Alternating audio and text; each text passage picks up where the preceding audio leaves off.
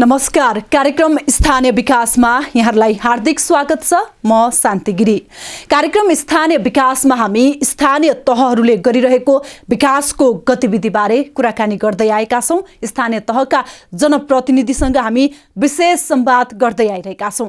आज हामी कुराकानी गर्नेछौं सिन्धुपाल्चोकको त्रिपुरा सुन्दरी गाउँपालिकाको विकास र समृद्धिको बारेमा। हामीसँग सिन्धुपाल्चोकको त्रिपुरा सुन्दरी गाउँपालिकाका अध्यक्ष भूपेन्द्र श्रेष्ठज्यू हुनुहुन्छ। आउनुहोस् उहाँलाई कार्यक्रममा स्वागत गरौँ। स्वागत छ अध्यक्षज्यू कार्यक्रममा। हजुर, यहाँलाई नि धन्यवाद। कार्यक्रमको सुरुवात हामी गाउँपालिकाको पछिल्लो विकासको अवस्थाबाट गर्छौँ। कस्तो छ पछिल्लो गाउँपालिकामा विकासको अवस्था? अहिले पछिल्लो हाम्रो त्रिपुरा सुन्दरीको गाउँपालिकाको विकासको अवस्थालाई मूल्याङ्कन गर्ने हो भने हामीले जुन सोचेर सुरुवात गरेका थियौँ 74 सालमा र कतिपय भौतिक पूर्वाधारका कुराहरू सम्पन्न भएका छन्, जस्तो विद्यालयका कुराहरू, त्यसै गरी स्वास्थ्य भवनका कुराहरू र खास गरी पछिल्लो चरणमा हामीले सङ्ग्रहालय भनेर हाम्रो त्रिपुरा सुन्दरी गाउँपालिका चाहिँ थामी समुदायको बढी बसोबास भएको क्षेत्र पर्छ। हामीले एउटा थामी सङ्ग्रहालय बनाएका छौँ, त्यो सम्पन्न भएको छ र हामीले सोचेको जस्तो भौतिक निर्माणमा चाहिँ हामीले सफलता पाएका छौँ भन्ने लाग्छ। हजुर, जस्तो यहाँ निर्वाचित भएर गाउँपालिकाको अध्यक्ष भइसकेपछि सबैभन्दा बढी विकास भएको या त्यहाँका जनताले चाहिँ परिवर्तनको अनुभूति गरेको चाहिँ कुन क्षेत्रमा? अब मैले अहिले विश्लेषण गरेर भन्नुपर्दा भौतिक निर्माणको क्षेत्रमा पनि धेरै परिवर्तन भयो भन्ने जनताले महसुस गरेको मैले बुझेको छु। त्यति मात्रै होइन, हाम्रो स्वास्थ्यको क्षेत्रमा, शिक्षाको क्षेत्रमा, त्यसै गरी कृषिको क्षेत्रमा लगायत विभिन्न क्षेत्रमा चाहिँ परिवर्तन भएको कुरा चाहिँ मैले सुनिरहेको पाउँछु जनताबाट। हजुर हजुर, जस्तो पहिले कस्तो थियो र अहिलेको मूल्याङ्कन गर्दा कस्तो भयो र यहाँको अझै 1.5 वर्ष बाँकी छ, अब 1.5 वर्षपछि चाहिँ कस्तो हुनेछ गाउँपालिका?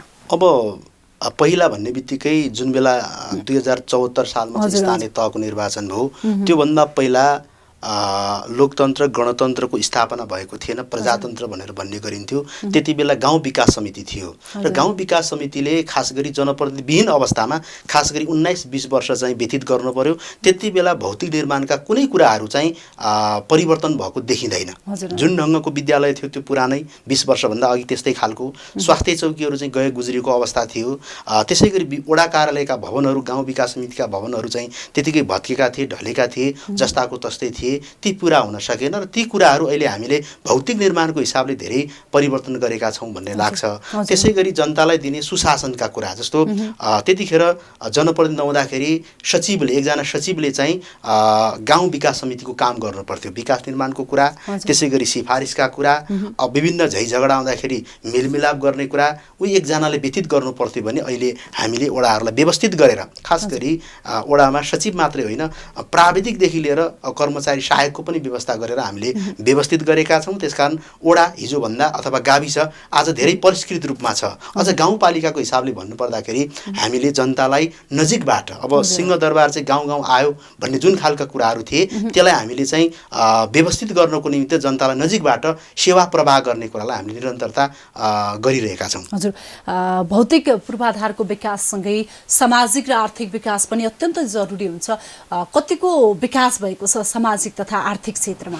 आर्थिक क्षेत्र भन्ने बित्तिकै उत्पादनको कुरा हुन्छ र हामीले समाजमा अथवा जनताहरूलाई आर्थिक उपार्जन गर्नको निमित्त कृषि प्रणालीलाई जोड्ने कोसिस गरेका थियौँ। सुरुमा भौतिक निर्माण र गए 1 वर्षदेखि हामीले 76, 77, 77, 78 को बजेटलाई चाहिँ कृषिमा पनि लागू गर्नुपर्छ र हाम्रो भेग चाहिँ खास गरी पहाडी धरातलमा भएको कारण विभिन्न किसिमका चाहिँ अब बाली नालीको चाहिँ उत्पादन हुने क्षेत्र भएको हुँदा हामीले जनतालाई उत्पादनमा जोड्नको निमित्त कृषिको क्षेत्रमा कम्तीमा प्रत्येक वार्डमा एउटा कृषिको कार्यक्रम चाहिँ गर्न सक्यो भनेदेखि नमुना हुन्छ भनेर हामीले सुरु गरेका छौँ। जस्तो यहाँलाई ठ्याक्कै बताउनु पर्दा हाम्रो वडा नम्बर 5 तौथली भनेर भन्छौँ, त्रिपुरा सुन्दरीको मन्दिर पनि छ। त्यही मन्दिरको नामबाट गाउँपालिकाको नामकरण भएको छ। त्यहाँनिर हामीले केरा खेती र चिया खेतीलाई अगाडि बढाएका छौँ र त्यसै गरी पिस्कर जो ऐतिहासिक स्पट छ, यो पिस्कर काण्ड भन्ने घटना पनि यहाँले सुन्नुभएको होला। त्यो घटना घटेको ठाउँमा 40 सालतिर हो। त्यो ठाउँमा हामीले आलुको पकेट क्षेत्रको रूपमा त्यसलाई विकास गरेका छौँ अहिले अन्तिममा त हामीले प्रधानमन्त्रीको जुन एउटा कृषि आधुनिकीकरण परियोजना भन्ने छ त्यसबाट हामीले आलुको पकेट क्षेत्र घोषणा गर्दै त्यतातिर लगाएका छौँ। त्यति मात्रै होइन, जडीबुटी धुसुनको माथितिर चाहिँ खाजिलुङ भन्ने एउटा चाहिँ शेर्पा गाउँ छ, त्यहाँ हाम्रो चाहिँ जडीबुटी खेतीको विकास गर्न हामीले लागेका छौँ। नर्सरीको जडीबुटीको नर्सरीको व्यवस्था गरेका छौँ। यसरी प्रत्येक वार्डमा वडा नम्बर 2 चौकटीमा अलैँची खेती छ। यसरी कृषि पद्धतिलाई जोडेर आर्थिक आय आर्जनको विकास गर्ने प्रारम्भ भनौँ न यसलाई, होइन, प्रारम्भ गरेका छौँ। जुन अर्थतन्त्रसँग जोड्ने कुरा चाहिँ हामीले गरेका छौँ। खास गरी केही कामहरू पनि हामीले सुरुवात गरेका छौँ। अब आर्थिक विकासका निम्ति कृषिसँगै अन्य सम्भावना चाहिँ के छन् र जस्तो अब साना उद्योगहरू सञ्चालनका निम्ति या युवालाई तालिम दिने कुरामा चाहिँ कतिको ध्यान दिनुभएको छ? अहिले युवाहरूलाई हामीले के भनेका छौँ भने जो विदेशबाट आउनुहुन्छ वा गाउँमै हुनुहुन्छ उहाँहरूले कृषिको क्षेत्रमा काम गर्नुभयो भनेदेखि हामीले केही न केही अनुदानको व्यवस्था गरेका छौँ। जस्तो पशुपालनमा फर्म खोल्ने वा व्यक्तिगत फर्म दर्ता गर्ने वा सिधै किसानले गर्ने हो भने उहाँहरूको व्यक्तिले कस्तो आँट्नु भएको छ अथवा कति लगानी गर्नुहुन्छ त्यसको 50% चाहिँ किसानको वा समूहको, 50% चाहिँ सरकारको गर्ने गरी हामीले अहिले अनुदानको व्यवस्था गरेका छौँ। त्यसले गर्दाखेरि उनीहरू आत्मनिर्भर बन्न सकुन् र उत्पादन गरेर केही न केही लाभ लिन सकुन् भन्ने हिसाबले हामीले युवाहरूलाई चाहिँ अब रोजगार भन्दा पनि उद्यमी बनुन् अथवा खास गरी पशुपालन र कृषिमा लागुन् भन्ने उद्देश्यले हामीले लगानी गरेका छौँ। र आगामी दिनहरूमा उद्योगको सम्भाव्यता पनि हामीसँग छ। जडीबुटीको चाहिँ उद्योग स्थापना गर्न सकिन्छ। अर्कोतिर चाहिँ हाम्रो चाहिँ यो खास गरी अलुवा भनेर भन्छ त्यसको खेती गर्ने सम्भावना छ। पर्यटनको सम्भावना चाहिँ कतिको छ र जति पनि पर्यटकीय क्षेत्र छन् यो गाउँपालिकामा ती पर्यटकीय क्षेत्रको विकासका निम्ति प्रवर्धनका निम्ति चाहिँ कस्तो कार्यक्रम अगाडि सार्नु भएको छ? अब त्रिपुरा सुन्दरी खास गरी सिन्धुपाल्चोक जिल्लाको लगभग 1600 देखि चाहिँ अब लगभग 2800-3100 को हाइट भित्र पर्छ यो त्रिपुरा सुन्दरी। अब पर्यटकको के क्षेत्रको चाहिँ राम्रो सम्भावना छ। त्रिपुरा सुन्दरीको मूर्ति वा मन्दिर त्यो पनि देशभरि चर्चामा रहेको कुरा छ। जुन नाउँबाट गाउँपालिकाको नाम राखिएको छ कि संसारमै नभएको त्यस्तो प्रचलन, दही जात्रा त्यहाँ चल्छ, माछा पूजा त्यहाँ हुन्छ, अरू त सबै ठाउँ होला तर यी दुईटा कुरा चाहिँ त्यसको गुण छ। यसले गर्दाखेरि दही जात्रा हेर्न चाहिँ नेपालभरिबाट मान्छे जाने त्यस्तो खालको प्रचलन छ जो नेवार समुदायको केन्द्रमा रहेको सम्भावना छ। त्यसकारण त्यो एउटा कुरा भयो। र अर्को चाहिँ वडा नम्बर 2 चौकटी भनेर भन्छ जहाँ महादेव बस्ने अथवा त्यहाँ महादेवको स्थान छ, लाटु भनेर भन्छ। लाटुमा चाहिँ जुन बेला प्राचीन समयमा चाहिँ अब गाईले सधैँ दुध दिने गरेको ठाउँ त्यस्तो ढुङ्गालाई चाहिँ देवताको रूपमा परिणत गरेर त्यहाँ मान्ने गरेको छ। त्यो पनि एउटा चाहिँ पर्यटकीय स्थलको रूपमा विकास भइरहेको छ। र अर्को नयाँ कुरा चाहिँ हामीले के गर्यौँ भन्दा 2-3टा कुरा हामीले गरेका छौँ। एउटा चाहिँ टेकानपुर वडा नम्बर 6 र 5 तौथलीको बिचमा चाहिँ हामीले एउटा पर्यटकीय स्पट एउटा चाहिँ खास गरी एउटा चाहिँ पार्कको व्यवस्था गरेका छौँ जुन चाहिँ नयाँ ढङ्गको छ, नयाँ किसिमको छ। डाँडामा छ, त्रिशुल गाडिएको छ, राष्ट्रिय झन्डा छ, वरिपरि चाहिँ बाड राखेर हामीले राम्रो एउटा पर्यटकीय स्पट बनाएको छौँ। दैनिक 15-16 जना मान्छे कम्तीमा पनि होइन 100-150 सम्म मान्छे चाहिँ आन्तरिक पर्यटकहरू आवजावत गर्ने त्यो बनाएका छौँ। र अर्कोतिर धुस्कुन वडा नम्बर 3 को माथितिर बुद्ध पार्क प्रदेश सरकार र हाम्रो म्याचिङ फन्डमा एउटा बुद्ध पार्क बनिएको छ। 38 फिट त्यो अल्को हाइटमा छ। झन्नै त्यो चाहिँ अब डाँडामा भएको कारणले वारिपारीबाट देख्न सकिन्छ, माथिबाट पनि हेलिकप्टर पनि देख्न सकिन्छ। त्यो नयाँ पर्यटकीय केन्द्रको रूपमा हामीले त्यसलाई विकास गरेका छौँ। यसरी नयाँ कुरा पनि हामीले दिन सकेका छौँ जसले गर्दाखेरि नयाँ पर्यटन आन्तरिक पर्यटक र बाह्य पर्यटकलाई पनि त्यसले आकर्षण गर्छ भन्ने हामीलाई लाग्छ। अब पर्यटन क्षेत्रमा सम्भावनाको कुरा गर्ने हो भने पनि धेरै छ। हामीले अघि पनि कुरा गर्यौं काठमाडौँबाट नजिकैको ठाउँ अब धेरै पर्यटकहरू आन्तरिक पर्यटकहरू चाहिँ काठमाडौँको नजिकै ठाउँको खोजीमा हुनुहुन्छ भने अब प्रचार प्रसारलाई चाहिँ अलिकति बढी अगाडि बढाउनु पर्ने चाहिँ कतिको जरुरी देख्नुहुन्छ? प्रचार प्रसार अब अहिले हुन त खास गरी संघीयताको विकास भइसकेपछि धेरै स्थानीय तह भएको हुनाले एक आपसमा विकास निर्माणको प्रतिस्पर्धा हुने कुरा, अरू धेरै कुराको प्रतिस्पर्धा हुने कुरा स्वाभाविक हो। तर धेरै स्थानीय तह भएको कारणले अब सूचना सञ्चारको चाहिँ अलिकति पहुँच नपुगेको हो कि भन्ने कता कता लाग्न सक्छ। अब यसलाई चाहिँ अलिकति प्रचार प्रसार गर्ने खाँचो देखिन्छ भन्ने लाग्छ। अब हिजो हिजोभन्दा आज सूचना सञ्चार पनि अलिक विकसित त भइरहेको छ, तर हामी अलिकति कुनामा होइन, अलिकति पहाडी धरातलमा भएको कारण यसको चाहिँ प्रचार प्रसारमा अलिक कमी भएको हो कि यता कता होइन। हामीले जे काम गऱ्यौँ भौतिक निर्माणको क्षेत्रमा, स्वास्थ्यको क्षेत्रमा, शिक्षाको क्षेत्रमा, पर्यटनको क्षेत्रमा जति भयो त्यसको प्रचारका हिसाबले चाहिँ अलिक कमी भयो कि भन्ने पछिल्लो चरणमा लागिरहेछ। जस्तो अहिले कार्यक्रम हेरिरहनुभएका दर्शक कुनै आउन चाहनुहुन्छ, त्रिपुरा सुन्दरीमा चाहिँ पुग्न चाहनुहुन्छ भने उहाँ त्यहाँ कसरी पुग्ने र त्यहाँ गइसकेपछि कस्तो किसिमको वातावरण पाउने? उहाँहरू आउन चाहनुभयो भने काठमाडौँबाट सिधै चाहिँ अब लोकल बसबाट पनि पुग्न सकिन्छ। कुनै चाहिँ अब आफ्नै व्यक्तिगत साधन पनि सजिलै 3 घण्टाकै बिचमा पुग्न सक्नुहुन्छ भन्ने हामीलाई लाग्छ।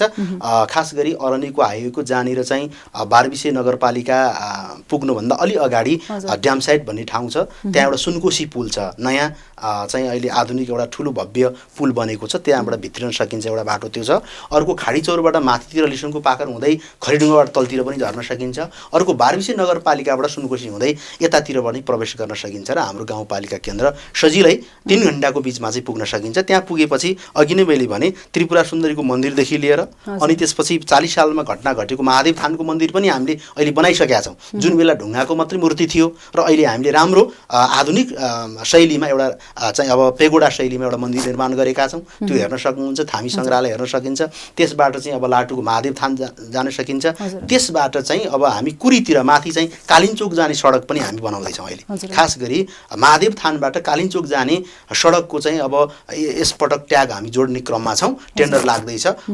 भोलि नै यसको चाहिँ अब टेन्डर हुँदैछ, हामी सूचना निकाल्दैछौँ र त्यो बाटो जोडिसकेपछि राम्रो एउटा पर्यटकीय गन्तव्यको रूपमा चाहिँ त्रिपुरा सुन्दरी विकास हुन सक्छ। 3 घण्टाको बिचमा उहाँ पुग्न सकिन्छ भनेर सबै नेपालको बासिन्दाहरूलाई, जनताहरूलाई होइन सबैलाई म आह्वान पनि गर्न चाहन्छु, किनभने त्रिपुरा सुन्दरीमा अन्त नभएको केही महत्त्वपूर्ण चिजहरू छ। 2टा चिज चाहिँ अत्यन्तै महत्त्वपूर्ण छ। एउटा त्रिपुरा सुन्दरीको मन्दिरमा हुने दही जात्रा र अर्को चाहिँ अब थामी सङ्ग्रहालय र अर्को चाहिँ महादेव थान लाटुको चाहिँ यो महत्त्वपूर्ण स्पटहरूमा चाहिँ आइदिनुको निम्ति अनुरोध पनि गर्न चाहन्छु। हजुर फेरि पूर्वाधार विकासतर्फ जोड्न चाहे, पूर्वाधार विकासलाई विशेष प्राथमिकतामा राखेको यहाँले अघि भन्नुभएको थियो, सडकको अवस्था, बाटोघाटोको अवस्था कस्तो छ अहिले? अहिले सडकको अवस्था हाम्रो महत्त्वपूर्ण 2टा सडक छ। हामी स्थानीय तहमा आउनुभन्दा पहिला नै एउटा चाहिँ बारबिसे नगरपालिका अथवा बारबिसे जुन हिजो चाहिँ गाउँ विकास समिति थियो त्यताबाट चाहिँ पिस्करतिर जाने एउटा महत्त्वपूर्ण सडक थियो। अर्को टेकानपुरबाट अथवा खास गरी ड्याम साइडबाट चाहिँ तौथली जाने 2टा बाटो थियो। यी कच्ची थिए, साह्रै कच्ची र जीर्ण अवस्थामा थिए भने अहिले टेकानपुर तौथलीको बाटो स्तर उन्नति भएको छ। त्यसलाई पिचको निम्ति चाहिँ केन्द्र सरकारले, प्रदेश सरकारले बजेटिङ गरेको छ, ठेकदारले त्यसलाई अलि राम्रो गर्न सकेको छैन। अनि पछिल्लो चरणमा अहिले बारबिसेबाट पिस्कर जाने सडक चाहिँ स्तर उन्नति हुँदैछ, धमाधम पिचको कार्य प्रारम्भ भएको छ। मलाई लाग्छ यी 2टा बाटोले हाम्रो महत्त्वपूर्ण केन्द्र पिस्करमा चाहिँ त्यो पुग्छ। त्यति भएपछि यी 2टा बाटोले चाहिँ हाम्रो चाहिँ आवागमनलाई सुव्यवस्थित गर्छ भन्ने लाग्छ। त्यसपछि प्रत्येक वार्डलाई गाउँपालिका केन्द्रसम्म जोड्न हामीले चाहिँ ट्याग खोलेका छौँ। ती ट्यागमा चाहिँ सोलिङ गरेर स्तर उन्नति गरेर आवागमनमा चाहिँ अप्ठ्यारो नहोस् भन्ने हिसाबले बनाएका छौँ, जसले गर्दा बर्खामा हिउँदमा सधैँभरि चाहिँ हाम्रो आवागमन अवरुद्ध हुँदैन, सजिलो आवजात गर्न सकिने बाटो हामीले बनाएका छौँ अहिले। हजुर, जस्तो सडकसँगै अहिले 2072 सालको भूकम्पले सिन्धुपाल्चोक जिल्ला अलि बढी प्रभावित भएको जिल्ला थियो। यो गाउँपालिकामा जति पनि प्रभाव पर्यो, जति पनि भौतिक संरचना भत्के, अहिले कस्तो छ अवस्था? 100% सकिसकेको अवस्था हो या बाँकी? 72 सालमा जुन किसिमको वैशाख 12 र 29 गतिको विशाल ठुलो भूकम्प आयो त्यसले चाहिँ सिन्धुपाल्चोक देशभरिको जिल्लाभन्दा सिन्धुपाल्चोक बढी प्रभावित भएको छ। हाम्रो गाउँपालिका पनि प्रभावित भएकै हो। र अब घरधुरी चाहिँ बनाउने क्रममा 74 सालमा हामी आउँदाखेरि त्यसको चाहिँ सुस्त गति थियो, एकदम कमै घरहरू बनिरहेको अवस्था थियो। जब 74 सालमा हामी आइसकेपछि अहिले द्रुत गतिमा चाहिँ धेरै घरहरू अन्तिम चरणमा पुगिसकेका छ। लगभग अब मलाई लाग्छ 5-6 महिनाभित्र अब हाम्रो जनताको घर बन्ने काम सबै सम्पन्न हुन्छन्। पुनर्निर्माणका सवालमा त हामीले धेरै गति दियौँ भन्नुपर्छ, किनभने जिल्ला पुनर्निर्माण कार्यालयसँग त्यसपछि अब सिंहदरबारमा रहेको कार्यालयसँग हामी बेला बेलामा आउने, छलफल गर्ने, कुराकानी गर्ने र सबै जनताको घरहरू बने। ती बाहेकको पनि अब जस्तो हिजो गाउँ विकास समितिको भवन थिएन, वडा कार्यालयको भवन हामी आफैले कतिपय बनाएका छौँ र कतिपय स्वास्थ्य चौकीहरू थिएनन्। स्वास्थ्य चौकीहरू टहराबाट चल्ने, कोठाबाट चल्ने त्यस्तो अवस्था थियो भने स्वास्थ्य चौकीहरू पनि अहिले सम्पूर्ण पुनर्निर्माणको अवस्थामा छन् र कतिपय टेन्डर लागेर बन्ने क्रममा छ। अब सिन्धुपाल्चोक जिल्ला सम्भावना बोकेको सँगै विपदको उच्च जोखिममा पनि रहेको छ। यसै वर्ष पनि धेरै क्षति गुमाउनु पर्यो सिन्धुपाल्चोक जिल्लाले भने।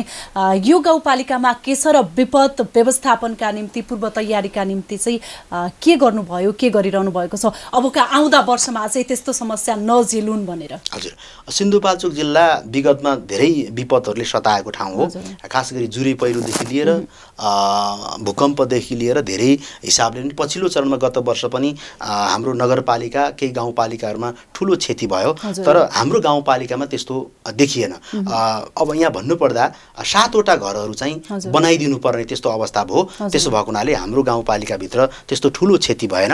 हामी विपद परेका घरहरूमा अब जस्तो कसैको अब करेसामा कसैको आँगनमा त्यस्तो भत्केर अप्ठ्यारो परेको छ भने पनि जाली ग्याबिन बक्सको चाहिँ व्यवस्थापन गरेर भए पनि जनतालाई सुरक्षित गर्ने त्यो हामीले तौल तरिका अपनायौँ भने विपद व्यवस्थापन कोषको पनि हामीले व्यवस्थापन गर्न सफल भएका छौँ, जसले गर्दा जनता आशावादी। केही अप्ठ्यारो पर्यो भने स्थानीय सरकारले हामीलाई सहयोग गर्छ, मद्दत गर्छ भन्ने कुरामा चाहिँ हामीले आशावादी तुल्यायौँ। तर जुन ढङ्गले अरू गाउँपालिकामा जुन खालको चाहिँ अप्ठ्यारो आयो, विपद आयो, हाम्रो गाउँपालिकामा यो वर्ष त्यस्तो विपद देखिएन, हामीलाई त्यसले सताएन भन्नुपर्छ। हजुर, अब स्वास्थ्य र शिक्षाको अवस्था चाहिँ कस्तो छ अहिले? खास गरी जनताका आधारभूत कुरा भनेको अथवा संविधानले जुन अधिकारको रूपमा स्थापित गरेको कुरा शिक्षा, स्वास्थ्य, खानेपानी यी महत्त्वपूर्ण कुराहरू हुन्। त्यसकारण हामीले सबभन्दा पहिलो कुरा शिक्षा स्वास्थ्यमा ध्यान दियौँ, किनभने स्वास्थ्य बिना खास गरी शिक्षाको पनि उन्नति हुँदैन होइन, परिवर्तन पनि हुँदैन। त्यसो भएको हुनाले हिजो गाउँ विकास समिति हुँदाखेरि हाम्रा उपस्वास्थ्य चौकी थिए, त्यसलाई स्वास्थ्य चौकीमा हामीले स्तर उन्नति गऱ्यौँ अथवा केन्द्र सरकारले पनि अब त्यस्तो नीति बनायो र हामीले त्यो बनाइदिएर मात्रै हुँदैन, त्यहाँ चाहिँ म्यान पावरहरू खास गरी दक्ष जनशक्ति राख्ने कुरा पनि महत्त्वपूर्ण हुन्छ। त्यसैले स्वास्थ्य चौकीमा हिजो कार्यालय सहयोगीले सामान्य चाहिँ अब चाहिँ केही सहयोगीहरूले औषधि दिने, उपचार गर्ने त्यस्तो बाध्यता थियो, तर अहिले स्वास्थ्य चौकीहरूलाई चाहिँ दरबन्दी हामीले पुरा गर्न सफल भएका छौँ। अब कोरोनाको प्रभावको कुरा गर्ने हो भने पनि सबैभन्दा बढी प्रभाव शिक्षा र स्वास्थ्य क्षेत्रमा परेको छ। शिक्षाको अवस्था कस्तो छ र अहिले विद्यालयहरू सञ्चालन भइसकेको अवस्था हो? कोरोनाले खास गरी जसरी सहरलाई सतायो गाउँलाई त्यसरी सताएको छैन। हाम्रो गाउँपालिकामा अहिलेसम्म भन्नुपर्दा 4 जना कोभिड हुनुभयो, उहाँहरू स्वस्थ भइसक्नु भएको छ। उहाँहरू पनि काठमाडौँबाट गाउँ जाने क्रममा त्यस्तो देखियो, हामीले चाहिँ उहाँहरूको स्वाब परीक्षण गर्ने क्रममा त्योभन्दा अगाडि आरडिटी गर्ने क्रममा त्यो देखिएर उहाँ अहिले स्वस्थ भइसक्नु भएको छ। त्यसकारण हाम्रो गाउँपालिकामा चाहिँ त्यस्तो ठुलो प्रभाव परेन। सुरुमा लकडाउन भएपछि 2-3 महिना त स्कुल ठप्प भयो। त्यसपछि हामीले के बुझ्यौँ भन्दा भविष्यको कर्णधारहरू दक्ष जनशक्ति निर्माणको यो उत्पादन गर्ने विद्यालयलाई सधैँभरि बन्द गर्दाखेरि यसको राम्रो नतिजा हुँदैन। भोलि गाउँपालिकाले देशले चाहिँ अब त्यसको चाहिँ अब दक्ष जनशक्ति निर्माणको बाटो चाहिँ अवरुद्ध भएको महसुस गर्नेछ।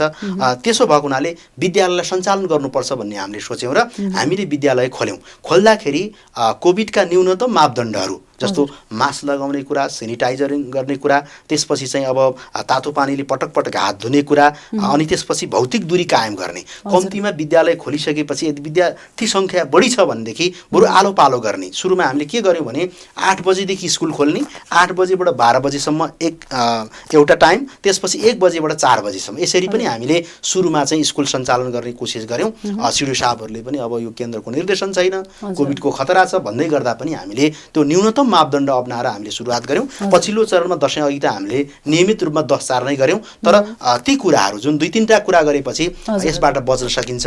मुख्यतः तातो पानी, त्यसपछि चाहिँ मास्कका कुरा चाहिँ व्यवस्थापन गरेर हामीले पढाइलाई सुचारू गरेका छौँ। केही न केही जानिन्छ, हामीले त्यो जोड गरिरहेका छौँ। त्यसो भएको हुनाले केही न केही सिकिन्छ भन्ने हिसाबले पनि अहिले बोर्डिङका बालबालिकाहरू पनि गाउँका स्कुलहरूमा भर्ना भएर खचाखचको अवस्था छ। कसरी त्यो कोभिडका कुरालाई मिलाउने त्यो खालको डर पनि पैदा भएको छ र हामीले अहिले न्यूनतम मापदण्ड सबैलाई परिपालन गरेर पढाइको व्यवस्था गर्ने प्रारम्भ गरेका छौँ। र अब नयाँ ढङ्ग वैज्ञानिक चिजबाट जानको निमित्त जति सकिन्छ हाम्रो क्षमताले, हाम्रो स्तरले भ्याएसम्म हामीले कोसिस गरिरहेका छौँ। प्रत्येक विद्यालयलाई कम्प्युटर शिक्षाको योजना बनाएर त्यसपछि इङ्ग्लिस मिडियमबाट कसरी पढाउन सकिन्छ त्यसको ट्रेनिङ गराएर अहिले यो साल पनि छ, अघिल्लो साल पनि हामीले थुप्रै त्यस्तो ट्रेनिङ गराएर चाहिँ आधुनिकीकरण गर्ने प्रयत्न हामीले गरेका छौँ पढाइमा। अब स्थानीय तहका जनप्रतिनिधिसँग जनताले जनताले धेरै अपेक्षा गरेका हुन्छन्। स्थानीय तहको निर्वाचनपछि धेरै विकासको अपेक्षा जनतामा थियो। सानादेखि ठुला योजनाहरू सञ्चालन गर्नुपर्ने जिम्मेवारी पनि स्थानीय तहमा छ। अब साना योजनाहरू अन्तर्गत चाहिँ के कस्ता कामहरू भइरहेका छन्, खानेपानीको अवस्था लगायत अन्य अवस्था चाहिँ कस्तो छ यो गाउँपालिकामा? हाम्रो गाउँपालिकामा आयोजनाहरूको कुरा गरिरहँदाखेरि खानेपानीको समस्या भएका वडाहरूमा 2टा वार्डमा हाम्रो थिएन र अर्को 4वटा वार्डहरूमा खानेपानीको अभाव थिए। ठुल्ठुला योजनाहरू हामीले राखेका छौँ। खास गरी प्रदेश सरकारले पनि हामीलाई योजनाहरू दिइराखेको छ। वडा नम्बर 1 घोरथलीमा, टेकानपुरमा, त्यसै गरी तौथलीमा धमाधम हामीले खानेपानीका ठुला योजनाहरू, प्रत्येक घरमा धारो लानुपर्छ भन्ने हाम्रो घोषणापत्रमा पनि ती कुराहरू उल्लेख छ। किनभने खानेपानी जनताको आधारभूत एउटा नैसर्गिक अधिकारभित्र पर्दछ। यसलाई हामी सुव्यवस्थित गर्ने भनेर सुरुबाट अहिलेसम्म पनि हामी गर्दैछौँ। त्यसो भएको हुनाले खानेपानीका योजनाहरू कतिपय वडामा पुरा भए, कतिपय वडामा बाँकी छन्। त्यसो भएको हुनाले अब यो कार्यकालभित्र हामी सबैको घरमा धारा पुर्याउने, पानी पुर्याउने त्यो योजनाबद्ध ढङ्गले लागिरहेका छौँ। प्रत्येक वार्डमा खानेपानीको योजना कतिपय पुरा भए, कतिपय धमाधम हुँदैछ भन्ने लाग्छ। हजुर, दीर्घकालीन योजना चाहिँ के हो गाउँपालिका? अब हाम्रो दीर्घकालीन योजना भन्नाले चाहिँ हाम्रो उद्योगसँग दीर्घकालीन योजना छ। मैले अघि नै भने उद्योग, खास गरी कागज उद्योग हामीसँग सम्भावना छ। अर्को चाहिँ जडीबुटी उद्योग पनि हाम्रो सम्भावना छ। हामीसँग 4-5 थरी जडीबुटीहरू जो नेपालको धेरै हिमाली भेगहरूमा पाइन्छ त्यस्तै खालको चाहिँ जडीबुटीहरू हामीसँग छ। जस्तो 5 औँली, त्यसै गरी चाहिँ लगायतका विभिन्न नामका चाहिँ औषधि, जस्तो लोट सल्ला भन्छ, क्यान्सरका निम्ति प्रयोग हुने, त्यसै गरी अरू धेरै औषधिका निमित्त प्रयोग हुने त्यस्ता जडीबुटीहरू हामीसँग छ। र यसका उद्योग चाहिँ हामीले स्थापना गर्ने कोसिस गरिरहेका छौँ। यो हाम्रो दीर्घकालीन सोचभित्र पर्छ भन्ने लाग्छ। र अर्को, प्रत्येक सडकहरूलाई स्तर उन्नति मात्र होइन, पिच गर्ने, यो पनि हाम्रो दीर्घकालीन छ। 2टा सडकको अघि कुरा गरेर प्रत्येक वार्ड चाहिँ केन्द्रसँग जोडियो भनेदेखि त्यसलाई पिच गर्न सकिने योजना बनाएका छौँ। यसलाई दीर्घकालीनभित्र हामीले राख्नुपर्छ भन्ने लाग्छ। त्यसरी 3-4वटा उद्योग धन्दा र सडकको बाटो चाहिँ हाम्रो दीर्घकालीन योजनाभित्र हामीले राखेका छौँ। अब समग्रमा भन्दा चाहिँ यो 3.5 वर्षको मूल्याङ्कन गर्दा चाहिँ यहाँ कसरी गर्नुहुन्छ? अब 3.5 वर्षको मूल्याङ्कन गर्नुपर्दाखेरि हामी सफल भयौँ भन्ने लाग्छ। किनभने हिजो हामीले जुन जनतासँग घोषणापत्र लिएर बाचा गरेका थियौँ, खास गरी विद्युतमा पनि ठाउँ ठाउँमा विद्युत नपुग्ने लोड सेडिङका कुराहरू थिए, ती कुराहरू आज पुरा भएका छन्। र ती विद्युत जाने चाहिँ अब पोलहरू त्यतिखेर काठका थिए, अहिले जम्मै फलामका छन्। ती सबै हामीले फेरिसक्यौँ। त्यसकारण विद्युत परिपथ पनि अहिले टुट्दैन। सबै वडामा चाहिँ हाम्रो विस्तार भइसक्यो। सबै फलामका पोलहरू छन्। अहिले त हामी त्यसलाई केबलबाट लाने अझ होइन, केबलबाट लाँदा दुर्घटनाको न्यूनीकरण हुन्छ भनेर त्यसतिर हामी प्रवेश गरिसकेको अवस्था छ। यसबाट हामी विद्युतीकरणको रूपबाट पनि खुसी छौँ। अर्को, सडकका बाटोको कुराले पनि हामी सुविधायुक्त बनाएको छ, त्यसबाट पनि हामी खुसी छौँ। र भौतिक पूर्वाधारको अघि नै मैले भनिसकेँ, स्वास्थ्य चौकी, वडा भवन, यी सबै कुरा चाहिँ सम्पन्न हुँदै कोही अलिअलि बाँकी छन्। यो अब 1.5 वर्षभित्र यो पुरा हुनेछ। गाउँपालिका भवन हामीले अस्ति शिलान्यास गरेका छौँ, धमाधम सुरु गरिएको छ। अब 1.5 वर्षभित्र बनाइसक्ने मेरो भावी लक्ष्य पनि के थियो भने वडाका भवन बनाउने, स्वास्थ्य चौकी भवन बनाउनुभन्दा पहिला नै गाउँपालिका बनाउनु पर्थ्यो भन्ने मान्छेको राय थियो। जनताका अरू सेवा दिने सबै वडाका चिजहरू बनिसकेपछि मात्रै गाउँपालिका बनाउँ भन्ने लागेको थियो। हामीले नभन्दै सुरुवात गरेका छौँ। अब 1.5 वर्षभित्र भव्य एउटा चाहिँ हाम्रो शहीद स्मृति भवन भनेर हामीले डिपिआर गरेर योजना बनाएको छौँ, पिस्करमा बन्दैछ। यो पनि सम्पन्न हुन्छ। अबको 1.5 वर्षमा जे पनि काम सञ्चालित छन् गाउँपालिका क्षेत्रमा, ती कामलाई मात्र निरन्तरता दिन्छ या नयाँ योजना पनि छ कि? अब हामीसँग नयाँ योजना भन्ने बित्तिकै अब यो चाहिँ अनलाइन सिस्टम जो छ नि वडामा पुर्याउनु पर्छ, यो स्वास्थ्य चौकीमा पुर्याउनु पर्छ, स्कुलहरूमा पुर्याउनु पर्छ, जसले गर्दाखेरि विभिन्न काम गर्दा अहिले आधुनिकीकरण समयमा समयअनुसारको काम लिन दिनको निम्ति सजिलो होस् भनेर हामीले त्यो सिस्टमतिर जानुपर्छ भन्ने एउटा उद्देश्य राखेका छौँ। अब 1.5 वर्षभित्र यो कुरा पुरा हुन्छ। र अर्को कुरा भनेको जो भौतिक पूर्वाधार अधुरा छन् यसलाई सम्पन्न गर्नुपर्छ। र स्वास्थ्यको क्षेत्रमा, शिक्षाको क्षेत्रमा अझै पनि हामीले अहिले स्वास्थ्यको क्षेत्रमा जुन ढङ्गले मान्छे जचाउने प्रयोगशाला पनि स्थापना गरेका छौँ। अब विभिन्न किसिमका रोग, खास गरी मधुमेह, टायोफाइड, अनि त्यसपछि दिसा पिसाब जचाउने होइन, मृगौला जचाउने, त्यसको रिपोर्ट लेखेर रिफर गर्ने जुन पद्धति छ नि, र यसलाई अझै थप विकसित गर्नको निमित्त के गर्नुपर्छ होइन, यी सबै कुरालाई चाहिँ डाक्टरै राखेर सेवा दिनको निम्ति हामीले यो 1.5 वर्षभित्र अब हस्पिटल पनि गरिसक्ने होइन, स्थापना गरिसक्ने त्यो खालको हाम्रो चाहिँ योजना छ आगामी दिनहरू। हजुर, जस्तो अब धेरै आयोजनाहरू सञ्चालित छन्, जुन आयोजनाहरू गाउँपालिकाको स्रोतले, बजेटले भ्याइँदैन, त्यस्ता आयोजना सम्पन्न गर्नका निम्ति प्रदेश र केन्द्र सरकारसँग कस्तो समन्वय छ, कतिको पहल छ र कतिको सहयोग छ? अहिले खास गरी स्थानीय तहदेखि सङ्घ, प्रदेशमै कम्युनिस्ट पार्टीकै सरकार छ भन्नुपर्छ। सरकार एउटै विचारबाट हुन त साझा हो सरकार भन्ने चिज, तर एउटै विचारको हुँदा कतिपय कुरा सजिलो हुन्छ, र सजिलो हुनुकै नाताले हामीले अब सङ्घीय सरकारबाट पनि म्याचिङ फन्डमा कार्यक्रम गरिरहेका छौँ। जस्तो मैले अघि नै भने, हामी चाहिँ अब एउटा सङ्ग्रहालय बनिसक्यो, त्यो सङ्ग्रहालय बनाउँदाखेरि हाम्रो चाहिँ माननीय अग्नि सापकोटाले सभामुख हुनुहुन्छ, उहाँको सांसद विकास कोषबाट र हाम्रो गाउँपालिकाको म्याचिङ फन्डबाट बनायौँ। अर्को एउटा पर्यटक स्थल बुद्ध पार्क हामीले बनायौँ, त्यहाँ अब डिपिआर गर्नेदेखि धेरै काम खास गरी गाउँपालिकाले गऱ्यौँ। त्यसपछि हाम्रो आदरणीय मन्त्री चाहिँ अरुण नेपाल हुनुहुन्छ, वन तथा पर्यटन उद्योग मन्त्री, उहाँले चाहिँ पठाएको विकासको पैसाबाट हामीले त्यो बुद्ध पार्क निर्माण गरेका छौँ। यसरी प्रदेश सरकार अनि त्यसपछि सङ्घ सरकारका मन्त्री सांसद र हामी गाउँपालिकाको सहयोगबाट, अनुदानबाट चाहिँ म्याचिङ फन्डबाट धेरैवटा काम गरिरहेका छौँ। केही कुरा छुटेको छ या गाउँवासीलाई के भन्न चाहनुहुन्छ भने भन्न सक्नुहुन्छ? अब गाउँवासीहरूलाई मेरो निवेदन, अनुरोध के छ भने, धेरै कुराहरू हामी गर्दैछौँ, तैपनि जनताको प्रत्येक घरमा हामी पुग्न सकेका छैनौँ। तपाईँहरूलाई त्यस्तो कुनै भन्नुपर्ने छ, कुनै गराउनु पर्ने छ भने टेलिफोनबाट वा गाउँपालिकामा आएर अनुरोध गर्ने होइन, फोन गर्ने, र तपाईँहरूका कतिपय समस्या अझै पनि बाँकी हुन सक्छन्। हामीले जुन जुन कुरा भन्यौँ, मेन बाटाहरू त बनेका छन्, तपाईँको घरमा जाने, टोलमा जाने त्यस्तो बाटो बनाउनु पर्ला, सडक बनाउनु पर्ला, खानेपानीको धारो बनाउनु पर्ला। अरू चाहिँ गाउँपालिकाले सुशासनमा कमी कमजोरी गरेका होला, सूचना सम्प्रेषणमा चाहिँ केही नपुगेको होला, ती कुरा चाहिँ पाउनुपर्छ भनेर तपाईँले अनुरोध गरिदिनु पर्यो, फोनबाट भनिदिनु पर्यो। हामी सबै कुरा गर्न हामी तयार छौँ, किनभने यो जनताको सरकार हो, जनताले निर्वाचित गरेको सरकार। जनतालाई आधारभूत कुराको सेवा दिनको निम्ति गाउँपालिकामा म गाउँपालिका अध्यक्षको हिसाबले म एकदमै तयारी छु। त्यो कुरा चाहिँ यहाँहरूले समयमा भनिदिनु पर्यो, सुनाउनु पर्यो, त्यो गर्नको निम्ति हामी तयार छौँ, गाउँपालिका तयार छ भन्न मैले चाहेँ। हस्, अमूल्य समयका लागि धेरै धेरै धन्यवाद। हजुर, यहाँहरूलाई पनि धन्यवाद। हजुर दर्शकबिन, यो विशेष कुराकानी सँगै आजको लागि कार्यक्रम स्थानीय विकासबाट म शान्ति गिरी बिदा चाहन्छु। नमस्कार।